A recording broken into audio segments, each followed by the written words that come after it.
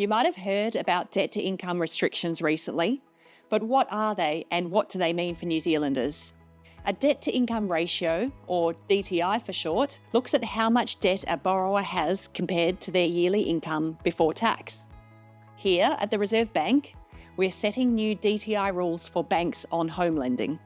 These rules will apply from the 1st of July this year. Why are DTI rules needed? The Reserve Bank is responsible for maintaining the stability of the financial system in New Zealand. One of the ways we do this is with macroprudential tools.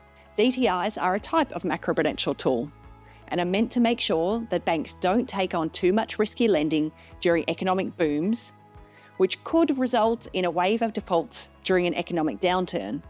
You've probably already heard of loan-to-value ratio, or LVR rules, which set a limit on how much low deposit lending banks can do.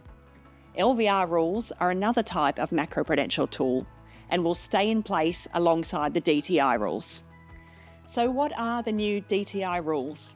Under the new DTI rules, banks will be able to make a maximum of 20% of new owner-occupier lending to borrowers with a DTI ratio over 6 and 20% of new investor lending to borrowers with a DTI ratio over 7.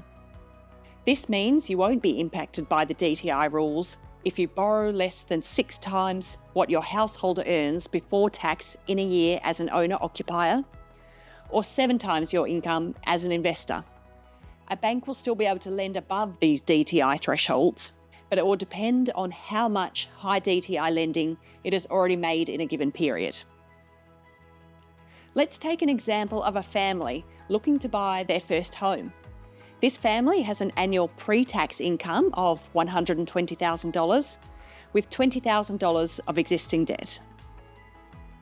Since they intend to occupy the property, a DTI threshold of 6 will apply. This means they could borrow up to $700,000 before they're considered high DTI. This is 6 times their yearly income minus that $20,000 of existing debt.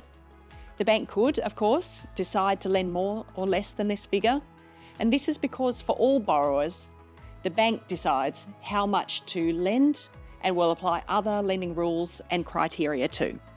Again, it'll also need to look at how much high DTI lending it's already made. Are there any exceptions to these new restrictions? DTI restrictions won't apply to construction loans for new builds, bridging finance, kāinga ora loans, refinancing your mortgage, and property remediation loans. We have a full list of exemptions on our website. For more information, visit the Reserve Bank website. You can, of course, also talk to your bank.